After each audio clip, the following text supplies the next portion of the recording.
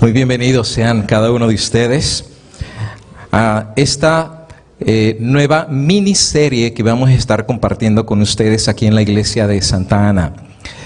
La serie que vamos a estar hablando tiene que ver con dos temas en particular. El primero tiene que ver con la Biblia, la palabra de Dios. Y el segundo tema tiene que ver con la divinidad de Cristo. El argumento filosófico que por generaciones ha existido en nuestro mundo acerca de que si Cristo es Dios o simplemente fue un maestro reconocido por la antigüedad, pero solo eso, un ser humano, no Dios, nuestro creador. Los primeros dos temas que vamos a compartir tienen que ver con la cuestión de la Biblia. En la tarde vamos a estudiar el concepto de cómo estudiar la Biblia correctamente. Y vamos a ver 7 métodos de cómo la Biblia puede ser estudiada sin torcerla. En otras palabras, hacer decir a la Biblia lo que la Biblia nunca quiso decir. Y ese es nuestro tema de la tarde, que cuántos de nosotros nos hubiera gustado que cuando conocimos al Señor nos hubieran enseñado cómo estudiar la Biblia correctamente. Pues este va a ser nuestro tema de la tarde. Pero quiero comenzar con el primero, que se titula El Código Da Vinci, la verdad sobre el Código Da Vinci. Y quisiera comenzar haciendo mención que el libro quizás más amado en la historia de la humanidad, más reverenciado y más reproducido en todos los idiomas, culturas, lenguajes y aún dialectos, es la santa palabra de Dios. No existe, históricamente hablando, ningún registro de ninguna cultura, ya sea babilónica, egipcia o de repente griega, que haya sido tan copiado o distribuido como lo ha sido la palabra de Dios. De hecho, todos los libros de las diferentes culturas juntos no pesan más que el interés que se ha desarrollado a través de todas las generaciones en el libro sagrado, en la palabra de Dios. Este libro ha sido el objeto de derramamiento de sangre a través de los siglos del pasado. Millones de personas, y no está exagerado el decir millones, han dado su vida precisamente por este registro que han considerado como un registro sagrado, un registro de Dios. Ha sido amado, ha sido perseguido y ha sido quemado este libro a través de las generaciones. Y de hecho, si existe algún libro que ha sido controversial en los milenios que han pasado los seres humanos después de Cristo, ha sido la Biblia. La Biblia se dice que ha sido el libro más odiado por gente que ha sido filosófica o gnóstica.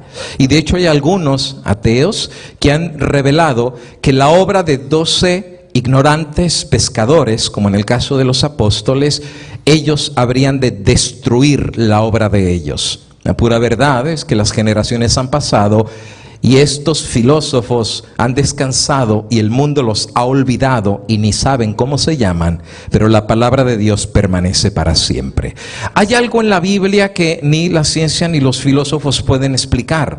Hay un poder inmerso en el escrito de la palabra de Dios. De ahí que reconocemos que la Biblia es mucho más que un papel, no es mucho más que tinta, o es mucho más que una idea humana. Hay un poder que sobrepasa idea, cultura, filosofía y aún el tiempo. La Biblia. La Biblia, siendo considerada como la palabra de Dios, ha sido también el objeto de un ataque cruel y fiero. Una guerra empecinada en contra de la Biblia. Y no es algo nuevo. Así como dijera Salomón, no hay nada nuevo debajo del sol. Siempre ha existido en todas las generaciones ese deseo de destruir y atacar a la palabra del Señor. Pero la Biblia tenía una promesa, y la promesa era que Dios preservaría su palabra. Y Dios ha cumplido su promesa. Por esta razón, más de 4000 años después, tenemos delante de nosotros el registro sagrado de su palabra, porque Dios cumplió su promesa, es su legado para la humanidad. Sin embargo, en los últimos años, que no es nada nuevo el ataque contra la Biblia, ha surgido un nuevo ataque que literalmente tenemos que decir que ha llevado a miles, por no decir quizás millones, lejos de la confianza que antes tuvieran de la Biblia y de su palabra. De hecho, se ha dicho que este nuevo ataque ha tocado el mismo fundamento, no solo de la Biblia, sino de la fe cristiana.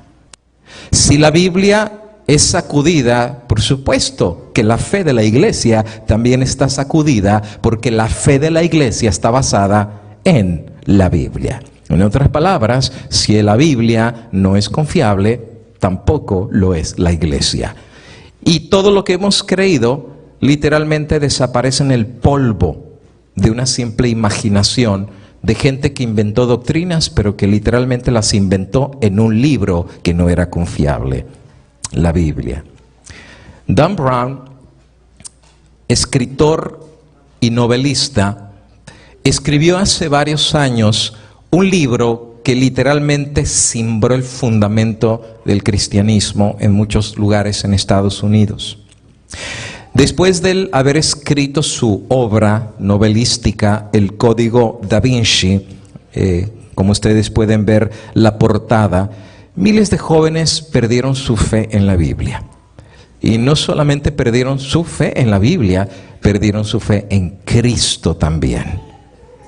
De hecho, aquellos que han tenido acceso a tener la lectura de este libro, no cabe duda que aunque son fieles creyentes en la Biblia, su fe ha sido sacudida. Y la razón es por muchos argumentos que son presentados en este libro, los han sacudido por no tener respuesta en contra de estos ataques. De hecho, el libro, que fue literalmente un bestseller, que en español se traduciría como uno de los libros de mayores ventas, creó un interés a nivel de la comunidad cristiana y por supuesto de los no cristianos, porque literalmente él venía con cañones de argumentos para atacar y destruir los fundamentos de la fe cristiana y sobre todo la Biblia. Creó tanto éxito el libro que él creó que después Hollywood intervino. Recuerda, primero fue un libro. Y el libro pegó tanto en sus ventas que Hollywood pensó que había una mina de oro en explotar un libro y convertirlo en una película. Así es que Hollywood interviene y crea la primera película basada en el Código Da Vinci. Y la primera película llevó ese nombre, el Código Da Vinci. Millones que no habían leído el libro, pero sí tuvieron acceso a ver la película, fueron peormente sacudidos, porque ahora Hollywood le va a añadir más detalles que el libro no había presentado. Y por más está decir de que algunas personas, después de ver la película, salieron con un sentido de duda acerca de la Biblia. En su introducción al libro, Dan Brown hace una declaración muy interesante y él explica y dice: todas las descripciones de arte, arquitectura, documentos y rituales secretos en esta novela son exactos. En otras palabras, que mucho más que ser un libro de ciencia ficción de alguien que odia a Dios y odia al cristianismo y lo único que hace es atacar a Dios, él dice, no, esto es mucho más de un loco fanático que no le gusta la religión ni tampoco la Biblia, sino es una prueba fehaciente lo que se está presentando, tanto de documentos, arquitectura, rituales que son presentados en este libro. En otras palabras, es un reto y un desafío de ser exacto en sus declaraciones. Ahora, el libro ha estado por muchísimos años en la lista de los mejores libros vendidos y publicados. Y de hecho, cuando esto sucede, los libros les ponen un sello que dice bestseller. O sea, que hay un montón de gente que escribe libros, pero nadie los compra. Y simplemente están ocupando espacio en las librerías. En el caso del Código Da Vinci no se quedó en las librerías. La gente por miles y miles estuvo buscando y adquiriendo el libro. Ha sido el libro traducido a más de 44 idiomas y literalmente donde está llegando el libro y la gente lo puede leer en su idioma, los está sacudiendo, los está poniendo en un sentido de cuán cierto es lo que él está presentando en el libro. Se ha vendido más de 25 millones de copias y es el libro, no estamos hablando de la película. Y además en mayo se estrenaba la película que ya tiene algunos años de haber salido a los cines o a las películas. Ahora, hace años que se presentó, pero la semilla que Dan Brown sembró dio su fruto en millones de corazones. Y muchos con tristeza perdieron su fe. Dejaron de creer en la Biblia y dejaron de creer en Cristo como Dios. Ahora, ¿de qué se trata este libro? ¿Por qué ha sacudido a tantos cristianos?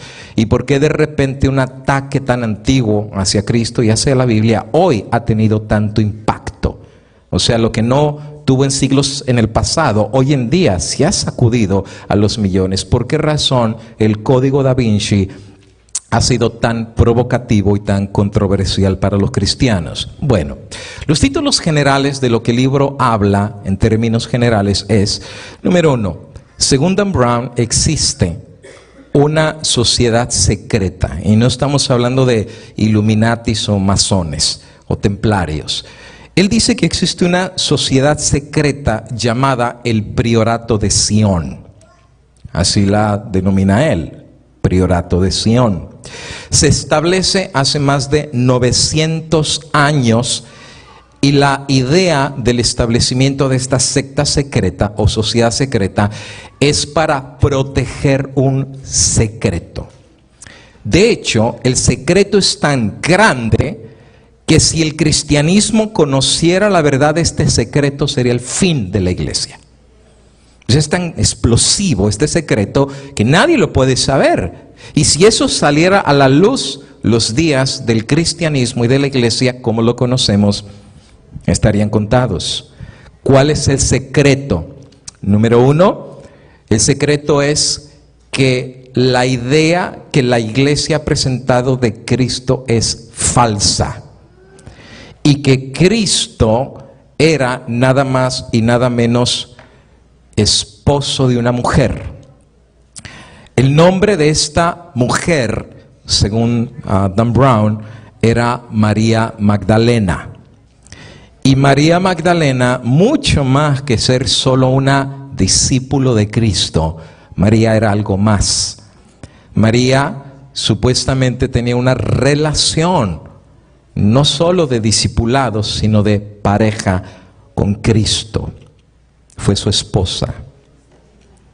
Además, el secreto implica que en esta relación que Cristo tiene con María Magdalena, Cristo al fundamentar su iglesia, o sea, la nueva iglesia que él fundó, la intención original de Cristo no era que los hombres dirigieran la iglesia, sino que más bien la iglesia debería haber sido dirigida por las mujeres. Y quien iba a ser la cabeza principal de la iglesia no iba a ser un hombre, sino aquella que Cristo escogió, y era María Magdalena. Ahora, supuestamente Pedro no le gustaba la idea de que una mujer dirigiera la iglesia. Eso fue lo que Cristo quería, pero Pedro se opuso. Y de hecho en varios escritos aparece que Pedro es un antagónico de María Magdalena. Y en algunos textos aparece que Pedro constantemente la humilla. O sea, la está humillando constantemente. De hecho, uno de los apóstoles, en uno de los escritos gnósticos, se menciona que defiende a María Magdalena. Y he rebuke. Él amonesta a Pedro y le dice, ¿tú por qué la maltratas? Si al final de cuentas el maestro la eligió a ella, ¿quién eres tú para contradecirlo?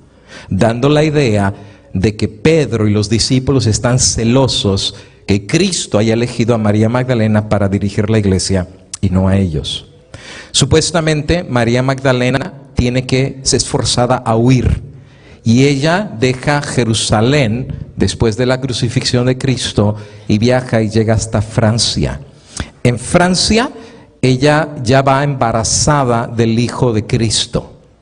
O sea que como ellos vivían juntos, María quedó embarazada, Cristo habría de morir, pero literalmente ella ya llevaba en su vientre al descendiente de Cristo, y ella no hace que el nene o el descendiente nazca en Jerusalén, sino nació en Francia. Y de hecho no era un niño, era una niña. El nombre de ella era Sara. Literalmente, aquellos que conocían el secreto protegieron a los descendientes biológicos de Cristo. Y de ahí nace la idea del priorato de Sión. O sea, ellos son los que conocen el secreto. Pero la iglesia trató de eliminar todos los documentos y todos los escritos que revelaban la verdad. Y esto supuestamente habría de provocar que la creación del canon bíblico, o sea, la Biblia tal como lo conocemos ahora, fuera un complot bien planificado, de que solo entraran en la Biblia los libros que decían que Cristo era Dios, y a los otros libros que presentaban una versión diferente de Cristo, la iglesia y María Magdalena, que esos fueran eliminados de la Biblia, o sea, que esos no entraran. Pero sin embargo, muchos conocieron el secreto. Dan Brown presenta que literalmente el secreto llegó la hora que salga. Y él habrá de ser el campeón que habrá de quitarle la venda al montón de cristianos para que conozcan al verdadero Cristo y la verdadera iglesia. Ahora, Dan Brown menciona que si la iglesia o el cristianismo conociera este secreto, que la iglesia sería destruida. Y que la historia de la iglesia de 2000 años ha sido de la iglesia por callar a aquellos que se han atrevido a hablar acerca de la verdad. María Magdalena, Pedro y Constantino.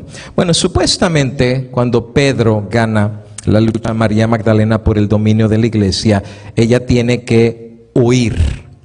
Pero después en la historia va a aparecer un emperador romano que va a tomar la decisión de definir el canon de la Biblia. Es nada más y nada menos que Constantino. Más adelante les voy a hablar acerca de esto, porque el primer concilio que es citado para poder elegir qué libros iban a entrar y qué libros no iban a entrar en la Biblia era el concilio de Nicea, citado por Constantino, que ya se había convertido al cristianismo. Esta idea que muchos han conocido, que Cristo no era Dios, que Cristo se casó con María, que Cristo tuvo un hijo con ella, presenta una versión diferente acerca de Jesucristo, porque ya no lo presenta como el Cristo que nosotros conocemos. Juan 1:1, en el principio era el Verbo, y el Verbo estaba con Dios, y el Verbo era Dios. En esta nueva visión, el Cristo ya no es un Cristo divino, pero es un Cristo de carne y hueso. De hecho, uno de los caricaturistas más reconocidos de México, el famoso Ríos, escribió un montón de libros en contra de la Iglesia Católica.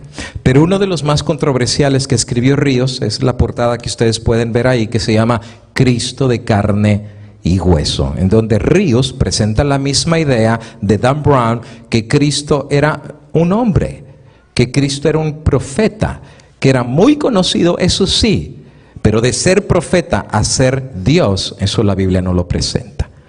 Entonces la pregunta es, si la Biblia no explica que Cristo es Dios, ¿de dónde vino la idea?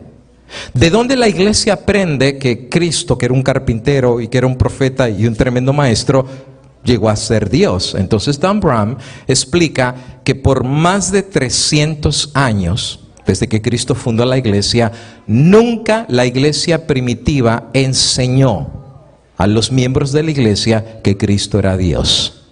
De hecho, él muestra que el concilio de Nicea fue quien toma la decisión para elevar a Cristo, el carpintero de carne y hueso, al pedestal de deidad. Pero que antes del concilio de Nicea, nadie sabía que Cristo era Dios. Todo mundo sabía y todo mundo conocía que Cristo se casó, que tuvo un hijo, una hija con María Magdalena, que ellos eran pareja, pero de que era Dios, eso era algo desconocida para la iglesia en aquel entonces.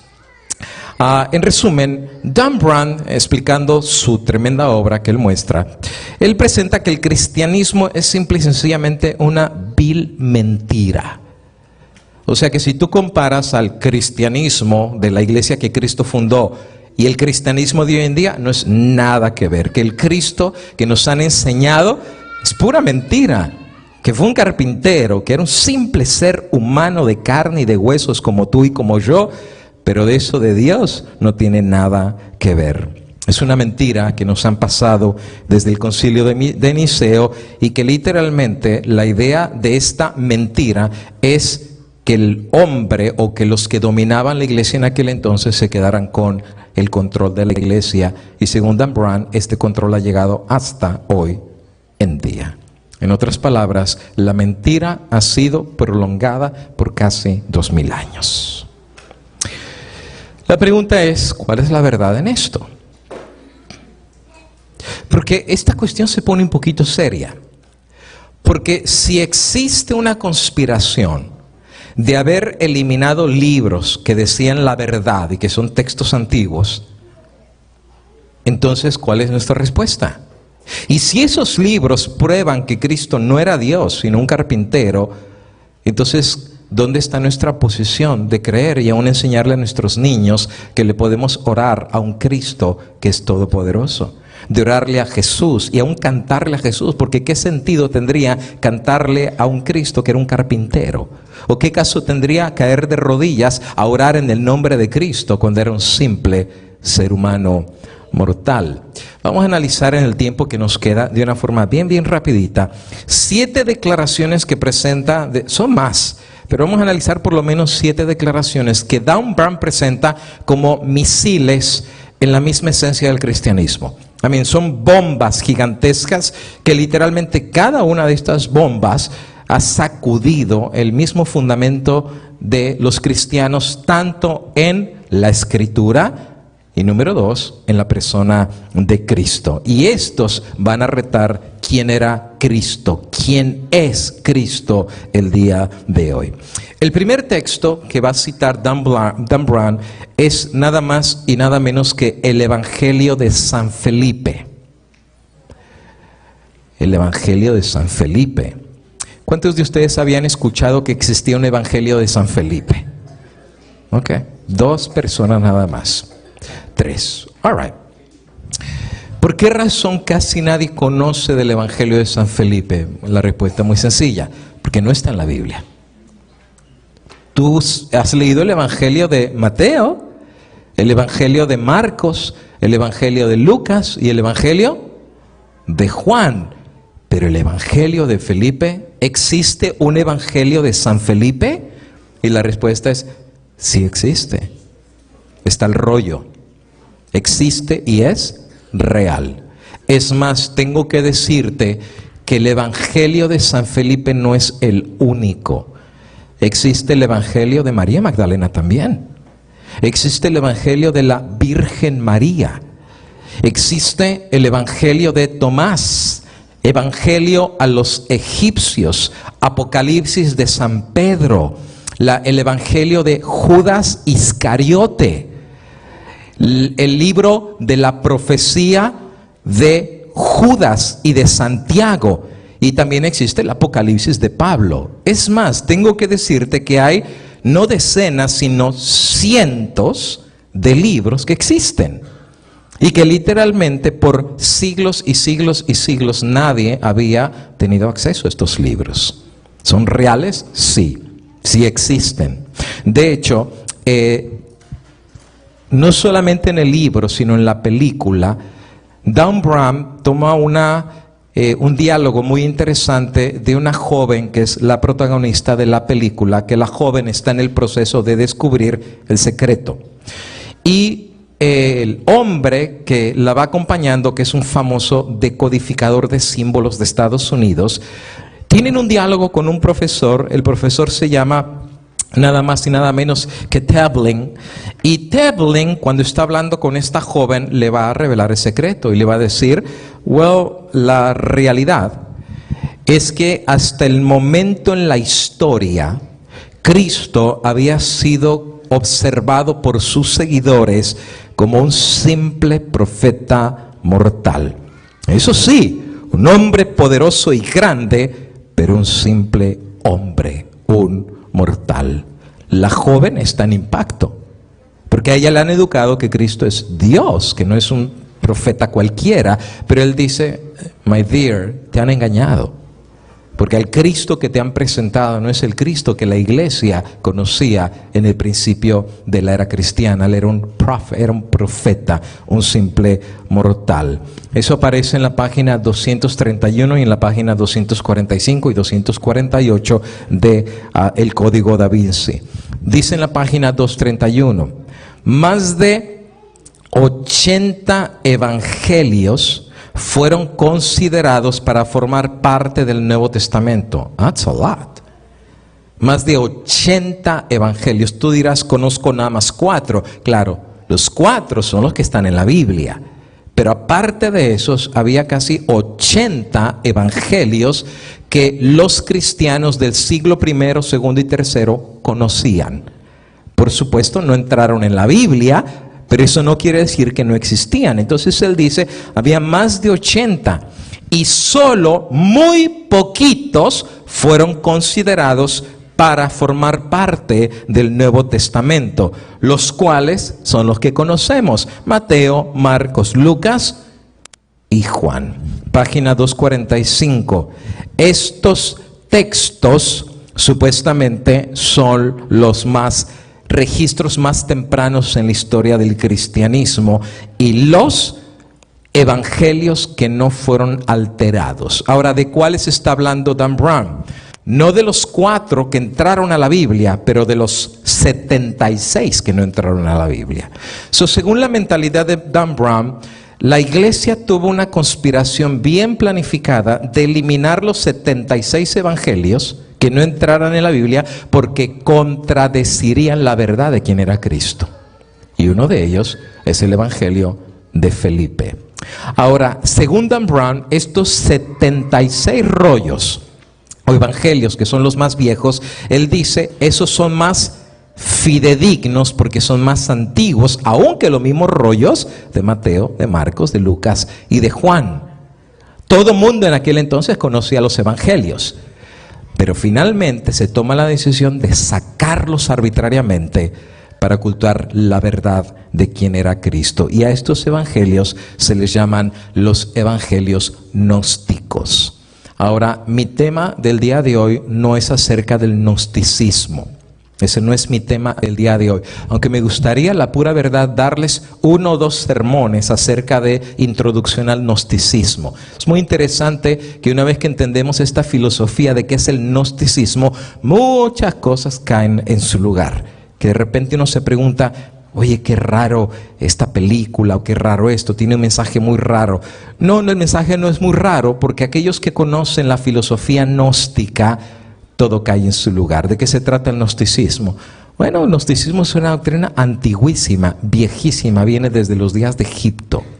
Y el gnosticismo enseña una doctrina fundamental: todos somos Dios. Hay una esencia divina dentro de nosotros. Los griegos adoptaron la misma idea, que la carne era mala, pero el espíritu era divino. Y de hecho uno de ellos se suicidó. Recuerdan que para probar eso, delante de sus alumnos se mató para libertar el espíritu divino atrapado en la cárcel de la carne mala. El espíritu es bueno, la carne es mala. Entonces la idea es que se puede llegar a la divinidad. De ahí que la doctrina hinduista o budista, a través de meditación trascendental, enseña eso, que you can become God. Tú puedes llegar a ser Dios. Y ellos dicen que hay, por ejemplo, mantras que tienen que repetir, meditación trascendental. ¿Qué es meditación trascendental? Que tú vas elevándote, trascendiendo. Y hay chakras, por ejemplo, hablan de las 7 chakras, la chakra de la iluminación, y que aquellos que a través de meditación llegan a la iluminación se convierten en maestros iluminados, como por ejemplo pueden caminar sobre fuego y ya no se queman. Has visto eso, ¿verdad? Que pueden tragar vidrios y no les pasa nada, y por eso ellos dicen que Cristo era un maestro gnóstico. Por esa razón Cristo podía caminar en el agua y no hundirse, podía convertir el agua en vino, no porque era Dios, sino porque fue un maestro gnóstico que aprendió la doctrina gnóstica. Y la idea era que lo mismo que Cristo hizo, cualquiera podemos llegar a hacer. ¿Por qué razón? Porque la esencia de la divinidad está en ti y está en mí. Esa es en esencia la doctrina gnóstica. Por eso tú no te sorprendas, querido joven, que están sacando cada película y serie de televisión que es literalmente una tontería. Por ejemplo, series de televisión que se llama Héroes o Heroes, en donde resulta ser que hay un grupo, o por ejemplo los hombres X. Y están las películas, ¿verdad? Los X-Men, en donde sale que uno, he can fly, y el otro puede tirar hielo, y el otro puede tirar fuego, y el otro se hace metal, y el otro, y cada quien tiene. Entonces, how can they do that? Well, porque según la filosofía gnóstica todos somos dioses, y dentro de ti hay algo de divinidad. Es solamente cuestión de quitarle el candado, liberar tu mente. Por eso la idea del Matrix 1, Matrix 2, Matrix 3, habla de lo mismo. Libera tu mente, el potencial de la divinidad es en you. La guerra de las galaxias, exactamente el mismo concepto. La fuerza está en ti, la divinidad está dentro de ti. Toda esta es idea gnóstica. Obviamente eso completamente contradice la Biblia, porque la Biblia dice que el único Dios eterno que vive por la eternidad es nuestro Padre que está en los cielos. ¿Y nosotros qué somos? Pues llaga podrida desde la cabeza hasta los pies. ¿Y por qué estamos vivos? No porque seas Dios. La única razón por qué estás vivo es porque Dios te permite la vida el día de hoy. No somos nosotros divinidades, pero en la cultura gnóstica eso es lo que se les educó. En este caso, si tú tienes la divinidad dentro de ti, ¿quién necesita a Dios? Nadie, porque tú eres Dios. Por eso en el concepto gnóstico, Dios no existe como tal. Todos somos dioses y todos podemos llegar a la divinidad. Ahora, siempre han existido escritos gnósticos, siempre. Desde el antiguo egipcio hasta las culturas babilónicas o mediterráneas, siempre han existido esta clase de escrituras. Sin embargo, en el año de 1945 vino un descubrimiento que literalmente habría de sacudir a millones, especialmente los eruditos. Es el descubrimiento de una cantidad gigantesca de rollos gnósticos. Estos rollos son conocidos como los rollos de Nag Hammadi. ¿Por qué de Nag Hammadi? Pues porque allá fue donde se descubrieron. Los descubrieron enterrados en en un cántaro de arcilla, porque ahí los guardaban del sol, de la polilla, del viento, de la humedad, de la sequedad, de todas las cosas que el papel está expuesto para deteriorarse, y los tenían guardados ahí. Cuando ellos los sacan, así como ustedes pueden ver, ya les llamaban finalmente los códices, y ahorita les voy a explicar qué es un códice. El que los descubrió es este hombre beduino que ustedes ven ahí, Muhammad Ali Zaman, que literalmente él descubre a 1 metro de profundidad los rollos dentro del cántaro de arcilla o de barro. Obviamente fueron vendidos de una forma increíblemente rápida en el mercado negro. Ahora, ¿por qué en el mercado negro? Porque por ley eso le pertenece al gobierno de Egipto, pero sin embargo ellos se apresuraron y lo vendieron, y literalmente los códices empezaron a ser comprados en el mercado negro. ¿Por qué razón? Porque hay miles de personas que están interesados en los textos antiguos, especialmente los que datan de muchísimos siglos en comparación con los textos que tenemos hoy en día. Así es que eso se vendió como pan caliente. Con el paso del tiempo, el gobierno los recuperó y se hizo poseedor de ellos. Ahora, una sociedad gnóstica de aquí de Estados Unidos gastó miles de dólares para poder hacer la primera publicación de todos esos rollos traducidos al inglés. Porque recuerda, esos rollos están literalmente en otro idioma, son muy antiguos, pero habría que hacer el trabajo de traducirlos del idioma original al inglés. Ya después tuvimos las traducciones al español. El libro que sacaron es este que se llama La Biblioteca de Nag Hammadi. Y en esta biblioteca aparece prácticamente la gran mayoría de todos los libros que se encontraron en 1945. Esto fue hecho en 1966. ¿Por qué razón?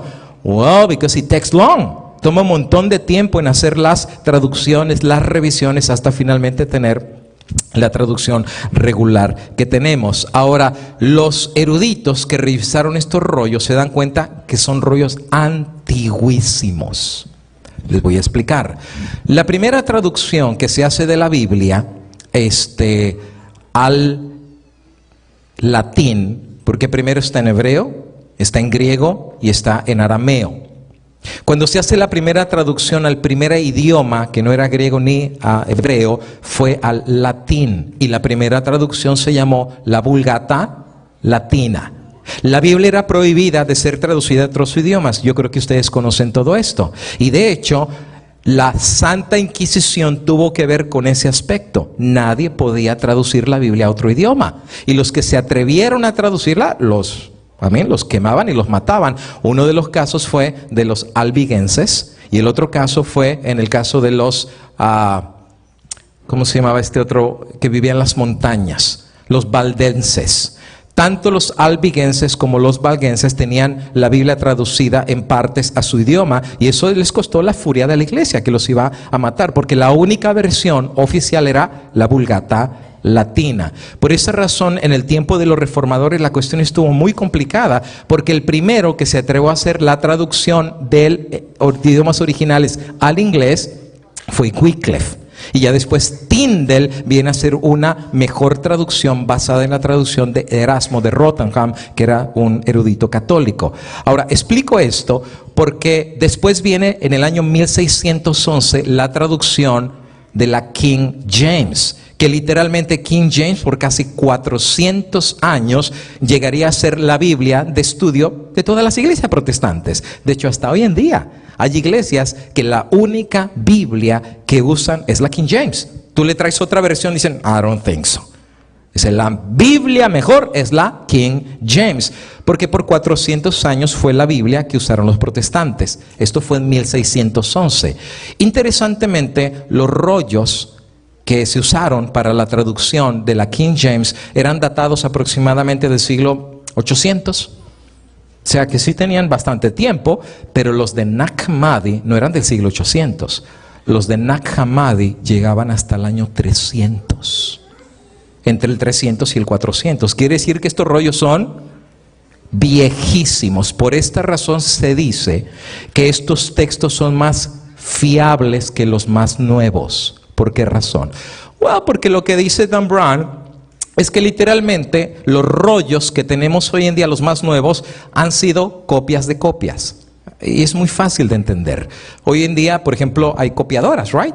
Tú agarras una copiadora y sacas la copia. ¿Y cómo te hace la copia la copiadora? Es perfect. O sea, te hace una copia perfecta. En aquellos días no había copiadoras. ¿Cómo le hacen ellos para copiar un rollo cuando ya estaba viejo y se estaba destruyendo para copiarlo en otro rollo? Pues era a mano. De hecho, precisamente los que hacían las copias se llamaban los escribas. Y aquellos que la técnica que utilizaban para hacer la copia le llamaban la masora. De ahí vino los masoretas. O sea que la masora es la forma correcta de hacer la copia. Y los escribas hacían la copia. ¿Cuánto tomaba hacer, por ejemplo, una copia del rollo de Isaías a otro rollo de Isaías? Eso estamos hablando de meses y meses y meses. Y es bien chistoso, ¿no? Porque era un rollo. Imagínate tú poner un palo y empezar a enrollar el rollo de Isaías, que tiene 66 capítulos. Claro, no había capítulos ni versículos antes. Pero, por ejemplo, tú eras un rabino y querías leer Isaías y agarrabas el rollo del del cántaro y lo ponías en el púlpito y decías, vamos a leer Isaías 23. ¿Cómo le haces para llegar a Isaías 23? Pues tenías que ir desenrollando hasta llegar a Isaías 23. Y de repente el rabino el próximo sábado decía, pues ahora leamos Isaías 1. Pues ahora tienes que darle toda la vuelta al rollo hasta llegar a Isaías. Era muy problemático porque los rollos eran gigantescos. Ahora, en este caso, los rollos eran guardados en cántaros y duraban un montón de tiempo guardados ahí porque la polilla y todo eso pues los iba dañando. Ahora, cuando ellos copiaban y el rollo pasaban los años y se deterioraba, ¿qué hacían? They copied it again. Y lo volvían a copiar y lo volvían a copiar y a copiar. ¿Existe hoy en día el rollo original que escribió Isaías, por ejemplo? O sea, cuando Isaías, Dios le reveló, Isaías agarra el rollo y empieza a escribir. ¿Ese rollo que Isaías escribió existe hoy en día? La respuesta es no. De hecho, no existe hoy en día un solo rollo, ni del Antiguo ni del Nuevo Testamento en existencia. No hay uno. ¿Por qué razón? Porque los papiros no aguantan tanto tiempo la escritura. Un libro que tú usas todos los días, ¿cuánto tiempo dura ese libro? No depende cuánto lo leas, pero te puede durar 10, 20, 30. Es más, tú sabes hoy en día que si tú tienes un libro en tus manos de 100 años, eso casi es de museo. Es más, si tú tienes hoy en día un libro de 200 años, ¡wow! Y si tienes uno de 300, le puedes sacar buen dinero a ese libro. ¿Por qué razón? Porque es muy raro encontrar un libro que dure tantos años. Por esta razón, los rollos que se utilizaron para traducir la Biblia, pues eran rollos de hace 500 años, 600 años. Pero los de Nag Hammadi son del siglo III y IV. So, estamos hablando que es un mega descubrimiento de rollos que son conservados de hace más de 1700 años. Ahora, los que dicen que estos rollos son mejores, dicen que son mejores porque evitaron el proceso de la copia y la copia y la copia.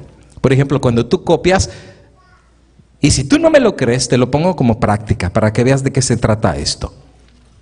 Yo te animo que agarres el libro Conflicto de los Siglos, o el que tú quieras, y cópialo a mano. Con cada puntuación, coma, signo de admiración, palabra, cópialo. Te garantizo que te vas a equivocar un montón de veces. Porque te cansaste, porque estás aburrido, porque te duele la cabeza, que es bien complicado estar haciendo la copia a mano. Ahora, no existe el rollo original de Isaías ni de ningún libro de la Biblia. Lo que tenemos son copias, de copias, de copias, de copias, de copias, de copias. Son los que mencionan en la fidelidad de la Biblia, dicen, well, ¿cómo tú sabes que la Biblia que tienes hoy en día es realmente lo que escribió Isaías? Porque a lo mejor el que copió cometió un error y el otro que copió el otro error y el otro que copió otro error, hasta que hoy en día tenemos cantidad de errores y la pura verdad que quién sabe si la Biblia que tenemos hoy en día es la buena o la verdadera, pero aparece Nag Hammadi y dicen, wow, estos vienen del siglo III y IV. Quiere decir que hubo muy pocas copias que se hicieron. Quiere decir que es más fidedigno, supuestamente, lo que dicen estos libros. Recuerda, entre el siglo III y el siglo IV. Obviamente son de los más antiguos. Yo no lo estoy negando, pero Dan Brown apuesta a esos rollos para descubrir la verdad que la iglesia ha ocultado. Página 245, Código Da Vinci. Estos textos son los registros más tempranos que tiene la iglesia. So, él va a pelear la idea de que por ser más viejos, they're the best. Ahora, literalmente no voy a tener tiempo de meterme a argumentar si son los más viejos o no, porque la respuesta es que no. Hay cantidad de rollos que son viejísimos. Hay 5 libros que ustedes pueden leer. Uno, el desarrollo del canon del Nuevo Testamento, el desarrollo del texto bíblico del Nuevo Testamento. El otro, el canon de las Escrituras por F.F. Bruce. Hay un montón y el de McDonald's es uno de los mejores. Todo esto prueba que literalmente existían rollos muy antiguos, que los textos de Nag Hammadi no son exactamente los más antiguos y que aún literalmente la patrística, o sea, los discípulos de los discípulos que escribieron también, citan que ya existían rollos muy antiguos como el de Mateo, Marcos, Lucas y Juan y otros más. O sea, no se crean eso de que son los más viejos de los viejos. Ahora, Los rollos de Nag Hammadi que se encontraron, aparecen unos muy raros que literalmente nosotros ni hemos leído ni conocemos, o por lo menos no habíamos escuchado, como el Evangelio según Tomás. Tomás, ¿te acuerdas el que dijo que poner su dedo en la mano de Cristo? Pues resulta ser que sí escribió, y escribió un evangelio. El otro es el evangelio según María Magdalena y el otro es el evangelio según San Felipe. Por ejemplo, tú dirás, ¿y qué dice eso? Una probadita. Evangelio según Tomás, dicho 114. Dice así: Simón Pedro les dijo a ellos: dejen a María en paz, porque las mujeres no son merecedoras de la vida. Jesús dijo: mirad, yo la voy a guiar para poder hacerla masculina, en orden para que ella también llegue a ser un espíritu vivo, que se parezca a los hombres. Porque cada mujer que llega a ser un hombre entrará al reino de los cielos. That's kind of weird. ¿Qué está diciendo eso? ¿De qué se trata? Volvemos exactamente al mismo concepto. Por esto estos son catalogados como evangelios gnósticos, porque es una mezcla de paganismo con cristianismo. Se está mezclando en los dos. De los libros gnósticos, por ejemplo el libro de Enoch, no sé si han leído el libro de Enoch, en donde habla acerca de que los demonios se casaron con las mujeres y tuvieron hijos, mitad demonios, mitad hombres. Pero eso es donde está en el libro de Enoch, es un libro gnóstico. Por ejemplo el testamento de Salomón, Antiguo Testamento, testamento de Salomón sí es otro, donde dice que Salomón se peleaba con los demonios y que Dios le dio un anillo que Salomón usaba para pelearse con los demonios y los conquistaba. Tú dices, ¿eso no está en la Biblia? Claro que no está en la Biblia. Están los rollos gnósticos y apócrifos. Esa escritura que no es inspirada. Por eso vas a encontrar que en estos libros gnósticos aparece cantidad de ideas que no están en la Biblia. Ahora, página 246 del Código Da Vinci. Dice él, la compañera del Salvador es María Magdalena. Y Cristo la amaba a ella más que a los otros discípulos. Y a menudo Cristo acostumbraba besarla en la boca. Obviamente simplemente escuchar esto como que sacude la idea de cualquiera. Recuerda, esto está en los libros gnósticos, ¿ok? La compañera del Salvador es María Magdalena, y él la amaba más que a los discípulos y solía besarla en la boca. O sea, esto sacude a cualquiera que tiene la idea de un Cristo perfecto y santo, que fue tentado en todo y llegó a ser nuestro ejemplo y modelo, a un Cristo carnal que besaba a la mujer en frente de los discípulos como nada y que al final hasta terminó embarazándola. Es kind of strange a lo que nosotros como cristianos hemos aprendido de Cristo por tanto tiempo. Ahora, este texto está en los evangelios gnósticos de Tomás y de Felipe. La pregunta es, ¿cuán cierto es esto y cuánta verdad hay en lo que menciona este evangelio? Yo lo llamo adiciones o la verdad del texto. Ahora, ¿cómo son los rollos antiguos? Bueno, este rollo que te presento ahí es un rollo bien viejo. No es un rollo, pero es un códice. Te voy a explicar la diferencia entre rollos y códices. Un rollo, pues su palabra lo dice, lo enrollas. Es la escritura más antigua que existió. Hasta que de repente algunos dicen, algunos eruditos argumentan que fue una invención cristiana. Que los cristianos inventaron la forma de los códices. ¿Qué es el códice? Bueno, entonces alguien dijo, miren, está el rollo y de aquí que encontramos Isaías 20 o Isaías 1 y le damos toda la vuelta al rollo. ¿Por qué mejor no cortamos partes del rollo en hojas y las encimamos todas en orden, las cosemos y así es más fácil pues encontrar el texto que queremos buscar? Y de ahí nacen los códices, que es literalmente el tatarabuelo de los libros que hoy en día nosotros conocemos. Ahora, esta invención se dice que lo hicieron los cristianos porque cuando argumentaban con los rabinos judíos acerca de si Cristo era el Mesías, decía, mira lo que dice Isaías en el capítulo tal de la virgen que concebiría, y de aquí a que encontraban el texto era mucho problema. Eso era más fácil cortarlos, pegarlos y darle vuelta y hacerlo como un libro. Esos son los códices. Ahora, los códices son muy antiguos. Los libros se van deteriorando en sus páginas con el paso de los tiempos. Ahora, interesantemente, el código Da Vinci menciona que el Evangelio de Tomás dice que Cristo besaba a María Magdalena en la boca continuamente. Ahora, los rollos y papiros y códices que se han encontrado en los libros gnósticos, ¿en qué condición están? No están en una condición muy buena, que digamos. De hecho, algunos ya tienen partes que están literalmente destruidas. Y algunos están en peores condiciones. ¿Por qué? Porque el paso del tiempo los ha ido destruyendo. El papel no aguanta tanto tiempo, y especialmente los papiros. Y hay algunos que los han recuperado así de esta manera. O sea, el proceso de que no se vayan a deshacer porque los tocas mal, ya el papel se destruyó, y algunos ya literalmente para reconstruirlos hay mucho trabajo que hacer, porque literalmente tienes líneas completas que ya están literalmente destruidas con el paso del tiempo. Ahora, el papiro de Felipe tiene este mismo caso donde hay un montón de letras que están perdidas. Así como te lo digo, están destruidas. Por ejemplo, este es el texto que cita Dan Brown del Evangelio de Tomás, donde se dice que Cristo besaba a María en la boca. Ahora, las corcheas que tú ves aquí es que el rollo no tenía nada ahí. O sea, estaba destruido porque el rollo es viejísimo. Y un montón de partes que tú ves en corchea están destruidas. O sea, no se sabe qué decía ahí. Esto significa que literalmente tuvieron que meterle letras para hacer sentido al texto. Por ejemplo, ¿qué dice ahí? Y la compañera ¿de quién? ¿La compañera de quién? Pues ahí le pusieron de Jesús, María Magdalena. Pero aquí podría ser cualquier nombre, el que tú quisieras. ¿Por qué? Porque no lo dice, está destruido esa parte.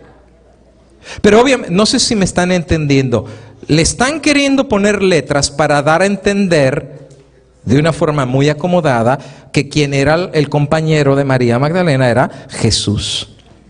María Magdalena, corchea, nada. Y dice, ella más que, ¿qué le podríamos poner ahí? Lo que tú quieras. Porque el espacio está vacío, no existe, está destruido ese pedazo del rollo. A ella más que, no dice nada. Los discípulos, y después espacio, kiss her.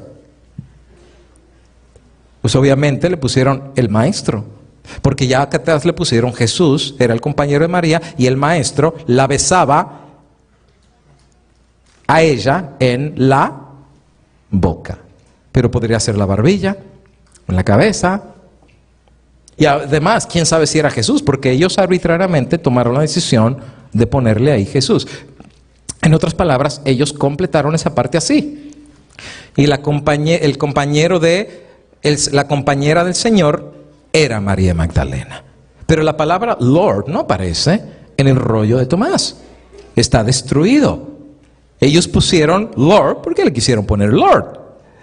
Él la amaba, tampoco eso aparece en el texto. Ahora, no sé si están entendiendo que aquí esta es una deshonestidad de texto. Tú no le puedes añadir de una forma acomodaticia al texto en lo que no aparece. Si no aparece, pues es muy sencillo, no aparece. Ni le pongas, ni le quites. Si no aparece, yo respeto eso, señores. Hasta que no aparezca un rollo, que aparezca todas las palabras, entonces ahí empezamos a hablar. Pero no aparece ahí ni siquiera Lord, que la amó, que la besaba, especialmente en la boca. Lo único que aparece son un montón de corcheas vacías porque el rollo es tan antiguo que está destruido. Además de eso, el libro o el Evangelio de Tomás es traducido de la escritura copta. O sea que se tradujo del griego al copto, y del copto al inglés, y del inglés al español. Hubo como 4 traducciones hasta llegar hasta nuestros días. Obviamente, de un idioma a otro idioma, una palabra tiene diferente significado. Por ejemplo, Dan Brown dice en la página 246, la compañía del Salvador es María Magdalena. ¿Te fijas? Él no explica de las corcheas, él no explica que el rollo es antiguo, él no explica que hay huecos o paréntesis porque está destruido. Simplemente en su libro lo presenta como un hecho, y esto no es un hecho. Y esto habla muy mal acerca de él, qué real intención él tenía al completar un rollo que no está en todas sus partes completo, haciendo ver que supuestamente Jesús, su nombre carnal, que su esposa era María Magdalena. Ahora, él dice que todo lo que él presenta en su libro está corroborado y es exacto. La pura verdad que ni es exacto ni está corroborado. Por ejemplo, página 226, Código Da Vinci. El matrimonio de Cristo y María Magdalena era un hecho de registro histórico. O sea, él decía, everybody knew, todo el mundo sabía que María y Cristo eran pareja. Algunos argumentos, bueno, porque uno era judío y número dos, los varones judíos tenían que ser casados por ley para dejar descendencia. ¿Recuerdas que le preguntaron a Cristo, una mujer se casó con un hombre y el hombre se murió? ¿Y después con quién se casó la mujer? Con el hermano, y se murió, y con el hermano. ¿Y por qué tenía que casarse? Porque no solamente era tener hijos, era el nombre de la descendencia. Y en aquellos entonces era importantísimo proseguir el nombre. Por esa razón, tener hijas no era muy bueno en aquellos días. Porque las hijas pierden y hasta hoy en día, ¿verdad? Hasta hoy en día. Por ejemplo, yo tengo 2 hijas. Cuando se casen, van a perder el apellido y el Rivera, pues bye bye. Pero si tengo un hijo, la dinastía Rivera todavía sigue. En aquellos días era muy importante el mantener la descendencia. Decían, Cristo era judío, así que por lo tanto él debería haber sido casado para dejar descendencia. Y hay algunos textos que se mencionan. Por ejemplo, 1 Corintios 9, 1 al 5. Pablo dice, no soy apóstol, no soy libre, no he visto a Jesús el Señor nuestro y no sois vosotros mi obra en el Señor. Si para otros no soy apóstol, para vosotros ciertamente lo soy, porque el sello de apostolado sois vosotros en el Señor, y contra los que me acusan, esta es mi defensa. ¿Acaso no tenemos derecho a comer y beber? ¿No tenemos derecho a traer con nosotros una hermana por mujer, como también los otros apóstoles y los hermanos del Señor y Pedro? O sea que los discípulos eran también casados y traían a sus mujeres con ellos. Ahora, en este caso, Pablo está mencionando que los discípulos tenían mujer y obviamente tuvieron hijos y descendencia. Algunos dicen, pues Cristo que era el maestro y él siendo judío, why not? Él también debería haber tenido mujer y casarse. No exactamente. Por ejemplo, la Biblia menciona un montón de casos de profetas y apóstoles que ni se casaron y no tuvieron hijos. Por ejemplo, el mismo apóstol Pablo no tuvo mujer y tampoco tuvo hijos y era apóstol del Señor. Juan el Bautista, no se nos da un registro que Juan se haya casado o que haya tenido hijos, y sí sabemos que fue decapitado. Pero no tuvo una esposa que lo fuera a visitar a la cárcel. Tenía discípulos, pero no tuvo mujer, según el registro bíblico. ¿O qué tal de la secta de los esenios? Que también ellos eran judíos, pero tampoco tenían hijos. En otras palabras, querer acomodar y forzar por pura lógica, es que era judío, tenía que ser casado. Eso es pura falacia. Es decirle a la Biblia lo que la Biblia no dice. Ahora, si tú me sacas un versículo en donde dice que Cristo se casó y tuvo hijos, entonces es otra historia. Pero si el texto no lo dice, y por lógica sacar la conclusión que por ser judío es casi como decir, pues tú eres mexicano, entonces tienes que comer chile.